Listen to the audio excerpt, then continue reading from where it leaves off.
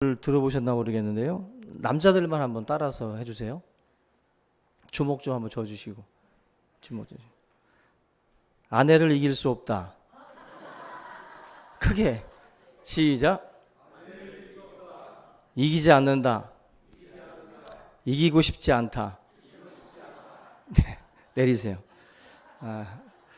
아내를 이길 수 없다. 이기지 않는다. 이기고 싶지 않다. 이게 뭐냐면 일본에서 그 헌신적 남편협회라는 게 있어요. 일본의 그 헌신적 남편협회라는 게 있는데 이 단체에서 부르짖는 구호라고 합니다. 남전도에 항상 모임이 시작할 때마다 이 구호를 부르짖으세요.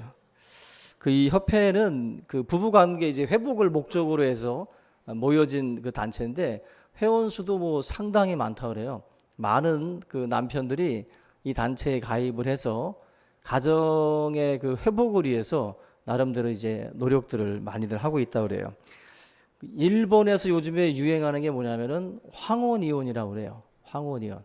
우리나라도 황혼이혼이 유행을 하지만 일본에서도 이 황혼이혼이 유행을 하는데 바로 지금 말씀드렸던 헌신적 남편협회가 생긴 이유가 바로 이 황혼이혼 때문에 그렇다 그래요.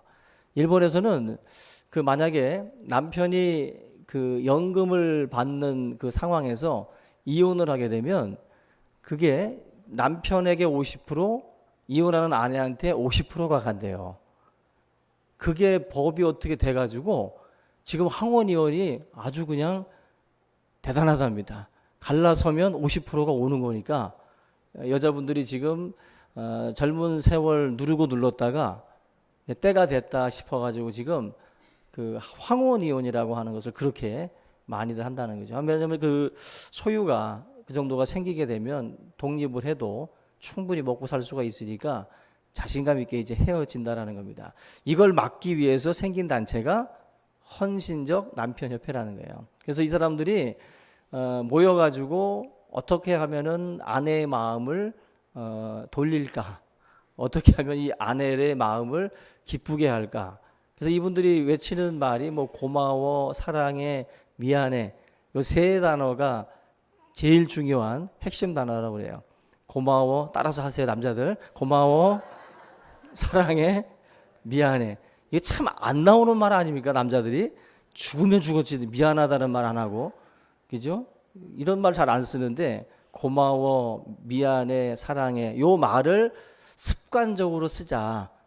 그 남자들의 모임에서 그렇게 모토로 해가지고 그렇게들 외치고 있다고 그래요. 들을 때 답답하지요. 그런데 그 의도가 깨어진 가정들, 깨어지려고 하는 가정들을 어떻게 하든지 이게 봉합을 하려고 그렇게들 노력을 하는 가운데 나오는 거예요.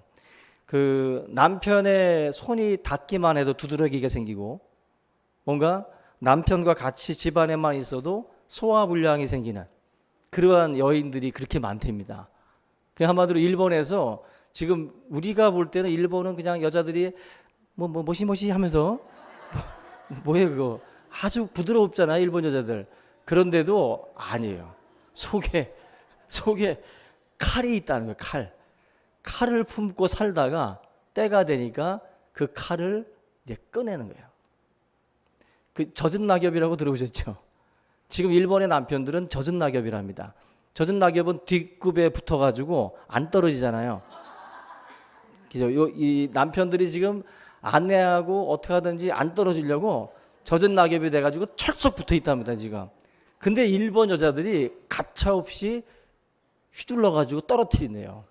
남편들은 안 떨어지려고 그렇게 붙으려고 그러는데 그 아내들은 가차없이 황혼이혼을 해버린다는 거예요. 그게 지금 일본에서 일어나고 있는 일인데 사실 이게 뭐 일본의 이야기만이 아니잖아요. 사실은 지금 우리나라에서도 황혼이혼이라는 것이 굉장히 많이 생기고 있어요. 그만큼 요즘에는 이제 여성들이 사회에 나가서도 얼마든지 또 살아갈 수 있는 사회 구조가 되다 보니까 얼마든지 독립해서 살 수 있다 생각을 하고 아이들 뭐 다 출가시키고 난 뒤에 그 다음에 이제 결정을 하는 거죠. 그런 일들을 사실은 지금 우리나라에서도 벌어지고 있습니다. 우리가 흔히들 농담처럼 하는 말이 있습니다. 남자들이 나이가 들면 여성 호르몬이 늘어나고 여자들은 뭐 남성 호르몬이 늘어난다.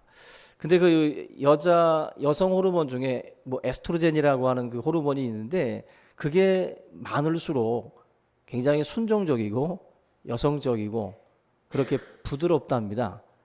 많아졌으면 좋겠죠. 그 호르몬이. 근데 그 에스트로겐이라고 하는 그것이 나이가 들면 이게 줄어든다는 거예요.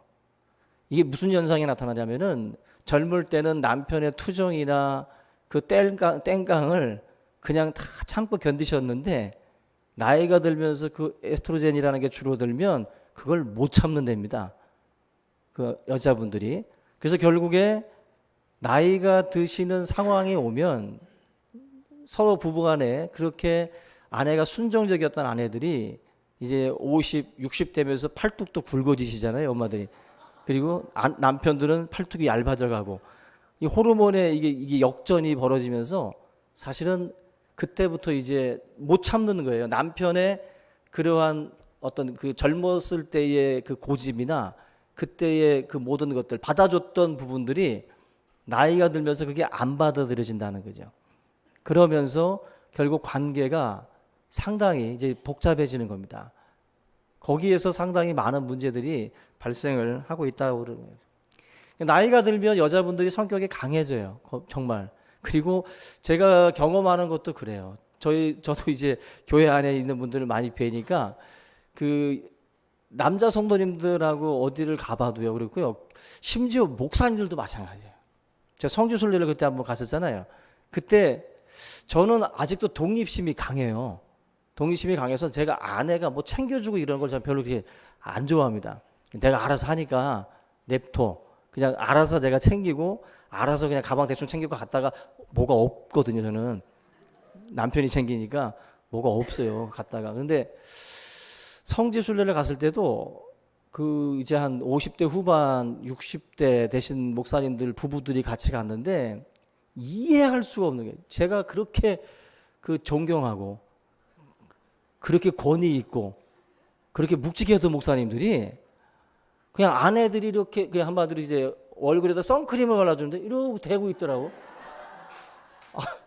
이러고 얼굴을 대고 이렇게 발라주는데 가만히 있어요. 그래서 보면서 너무 낯간지러워가지고 저분들이 저러네. 그리고 또 곁에서 이제 이게 뭐 이렇게 하시다가 무슨 뭐 좀 잘못했나 봐 목사님이.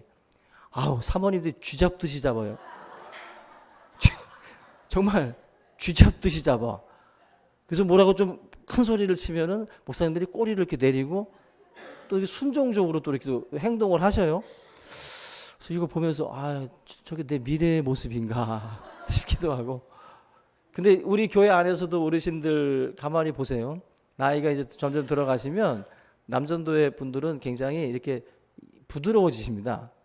부드러워지고 이 어십자님들 제가 지난번에 1년 전도에 한번 얘기했죠. 세시거든요. 1년 전에 방에서도 얘기하실 때 보면 세요. 그 센 게 벌써 이제 그 남자분들하고의 그 관계에서도 드러납니다. 드러나요. 이걸 보게 되면 우리가 그 아내와 남편의 그 관계가 젊을 때 생각만 하고 있으면 안 됩니다. 젊을 때 생각만 하고 만약에 그렇게 그대로 고집하고 그대로 나간다면 굉장히 충격적인 그 미래가 기다립니다. 충격적인 미래가. 이거는 제가 가지고 있는 데이터로도 나와요. 제가 갖고 있는 데이터로도 어디 저쪽 무슨 그 통계하는 그런 데서 하지 않아도 충분히 나오는 데이터입니다. 그러니까 오늘 저와 여러분들이 그 이삭과 리브가라고 하는 이 부부를 같이 보지만 성경에 모범이 될 만한 부부가 그렇게 많지 않아요. 여러분들 딱 떠오르는 부부가 누구예요? 없죠. 브리스길라와 아굴라 빼고 브리스길라와 아굴라 부부를 빼고 한번 모범이 되는 부부가 누가 있죠? 별로 그렇게 없죠. 성경은요, 어떻게 보면은 모범이 되는 사람을 알려주는 거라기보다는 하자가 있는 인생들을 다 보여줘요. 하자가 있는 부부들. 그래서 사실 우리가 성경을 읽다 보면 그렇게 모범을 삼을 만한 부부가 없는데, 이삭과 리브가도 모범적인 부부라기보다는 하자가 있어요. 이 부부도 하자가 있지만 이들에게서 우리가 취할 수 있는 것 중에 하나가 뭐냐면은 그 태도예요. 태도. 이 부부 간의 어떤 그 모범으로 우리가 배울 수 있는 게 이 둘 간의 어떤 그 태도인데, 이 부분을 좀 우리가 좀 한번 얘기를 하려고 합니다.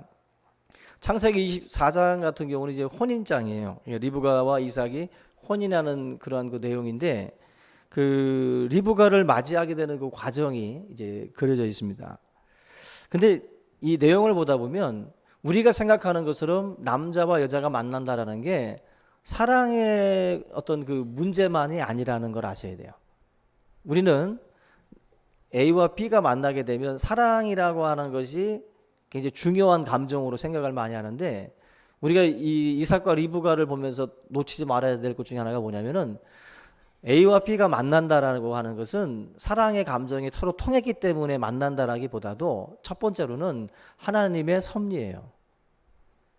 하나님의 주권적인 섭리가 그 두 사람에게 작용을 한 거라는 거예요. 그래서 둘이 만나서 사랑의 감정으로만 여러분들이 이 둘의 관계에 접근하시면 무슨 문제가 생기냐면, A와 B가 사랑을 할 때는 그 관계가 괜찮아.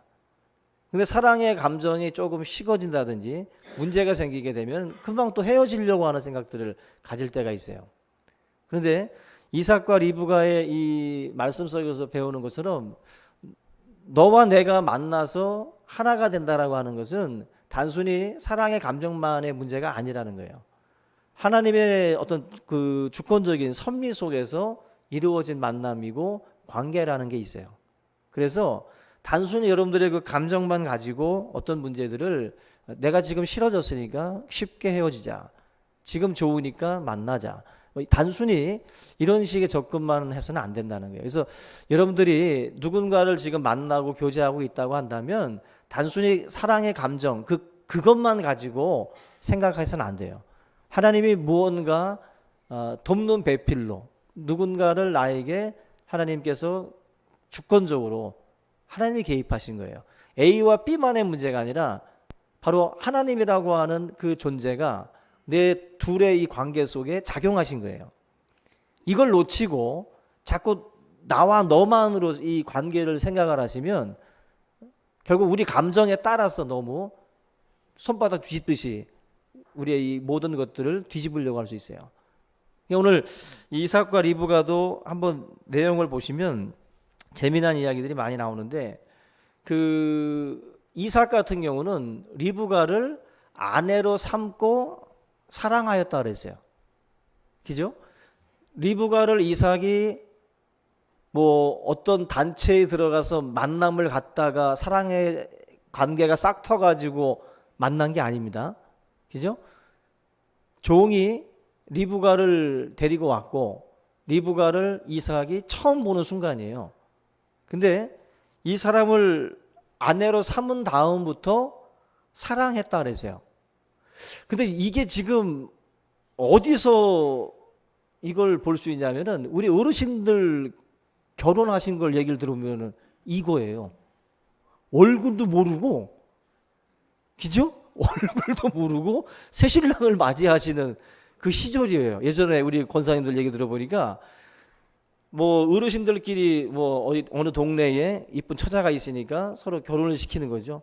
서로 연애할 시간도 없는데 둘이 만나서 결혼을 해요. 이게 보면 우리가 지금 연애하는 그 시절에 있는 청춘들이 얘기를 들어보면은 말도 안 되는 소리거든요. 근데 둘을 놓고 비교를 해봤을 때 과연 그러면 그렇게 만난 관계가 오래오래 백년해로할 것인지, 아니면은 서로 뜨겁게 사랑하다가 만난 관계가 오래오래 백년해로할 것인지, 상식적으로 보면 사랑하다가 관계를 맺다가 결혼한 쪽이 정말 백년해로할 것 같은데, 지금 보세요. 연애가 그렇게 대중적인 이 시대에 이혼율이 얼마나 높습니까? 서로 사랑한다고 죽지 못하게 사랑했다고 했는데 그리고 결혼을 했는데도 불구하고 깨지죠. 근데 이쪽은 얼굴도 못 봤는데 갑자기 결혼식을 해버리는 거예요. 서로. 그랬는데도 80, 90까지 서로 연을 맺고 살아가셔요.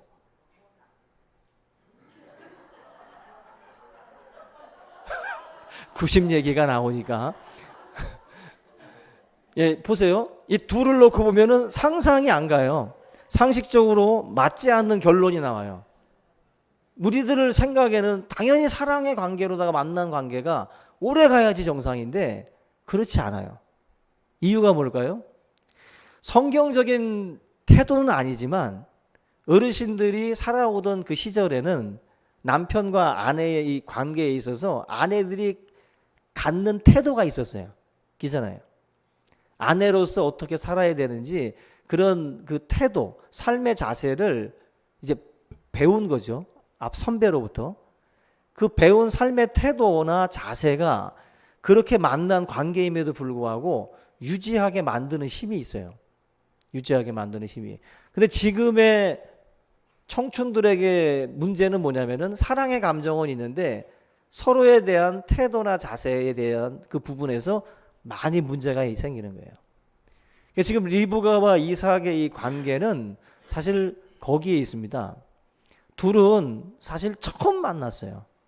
처음 만났는데도 아내로 삼은 이후부터 사랑하고자 했어요.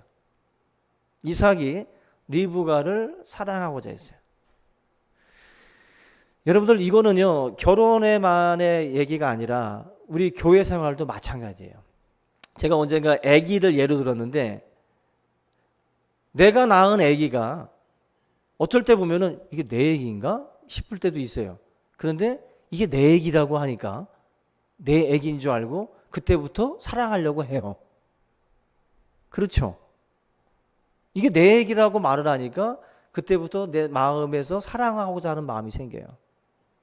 주일학교를 저도 이제 그 청년 때 교사를 했었는데 초등학교 1학년인가 애기들을 맡았었어요. 그런데 그 애기들을 딱 만든 순간 얘들은 내 새끼가 되더라고. 그리고 전도사 시절에 학생회와 청년회, 뭐 주일학교들을 맡아서 이제 가르치다 보면 그 학생들과 그 청년들이 내 새끼가 돼요. 그게 어떻게 보면은 이 사람들에 대해서 내가 어떻게 바라보고 어떻게 생각을 해야 될 것인지가 내가 이제 내 스스로가 정하는 거예요. 여러분들이 교회를 다니면서도 우리 학생들이나 청년들을 그냥 지나가는 그냥 이렇게 보시면 그런 사랑의 마음이 들 수가 없어요. 정말 내 교회 공동체 내 새끼처럼 그렇게 내 귀한 우리 교회의 다음 세대들 하면서 귀하게 이렇게 마음을 딱 먹고 들어오면 달라져요.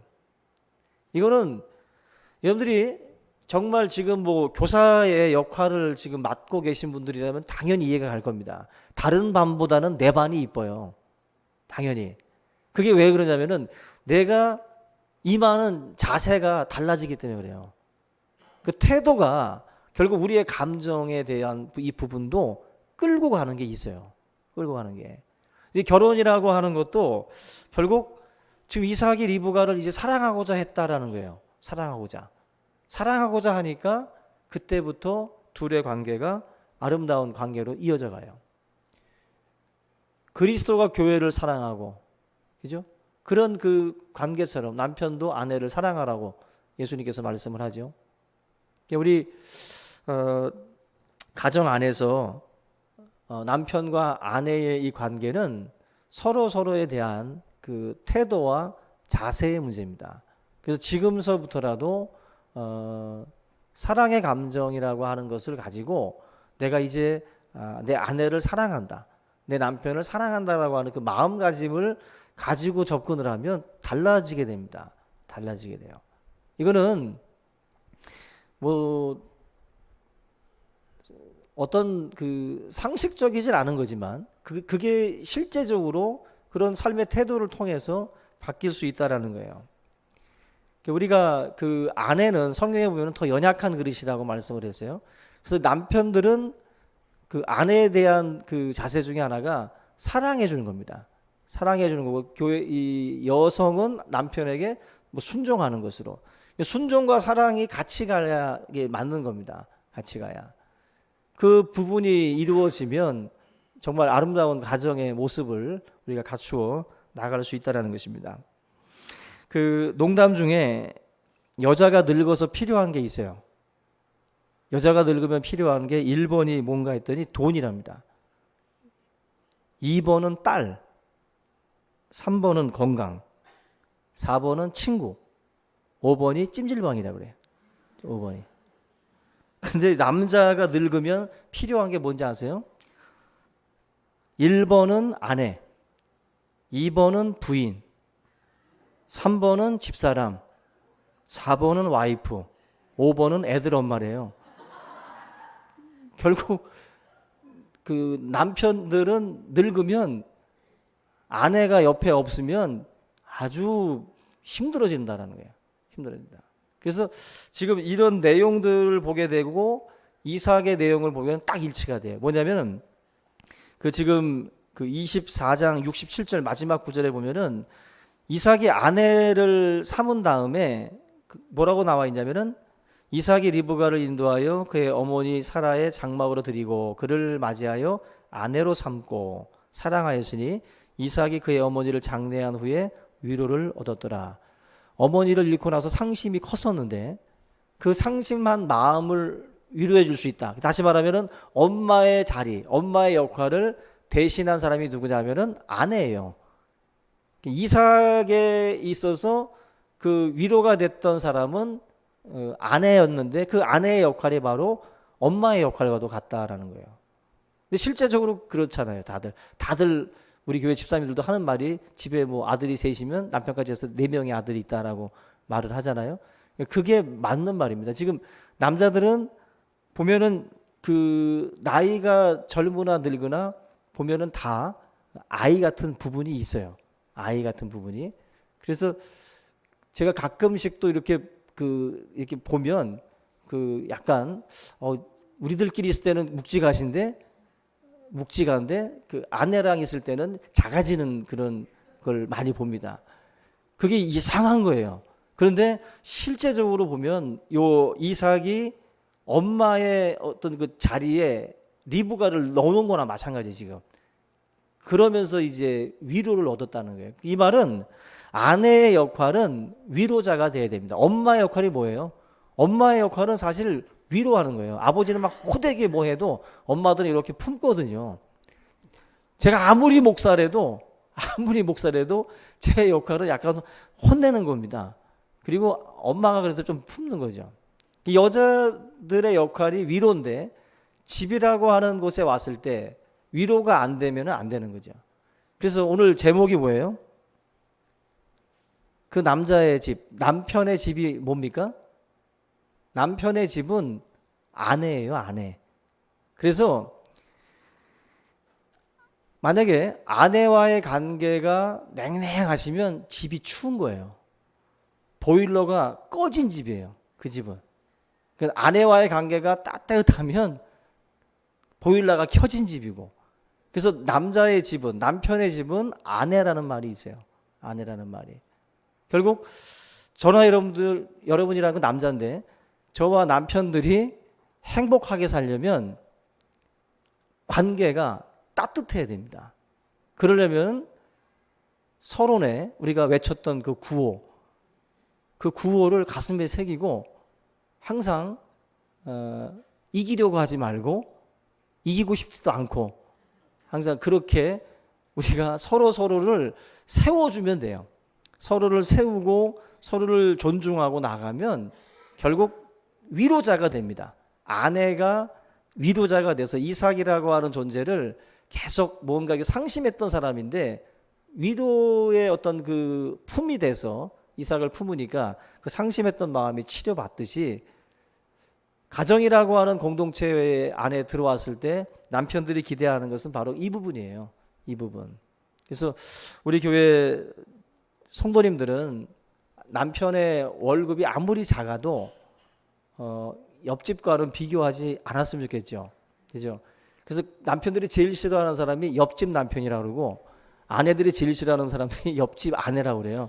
그러니까 허구 속의 인물들인데, 그죠? 실제로는 존재하지 않는 사람들인데 계속 비교를 합니다. 옆집, 또 우리 교회 안에서도 어느 집사님 봐 하면서 또 분명히 당신도 좀 배워. 분명히 이런 말 할 겁니다. 그죠? 그런 어떤 그 대상들을 자꾸 거론할 때 마음이 상당히 힘들어지죠. 이사를 간다고 해결되는 게 아니잖아요.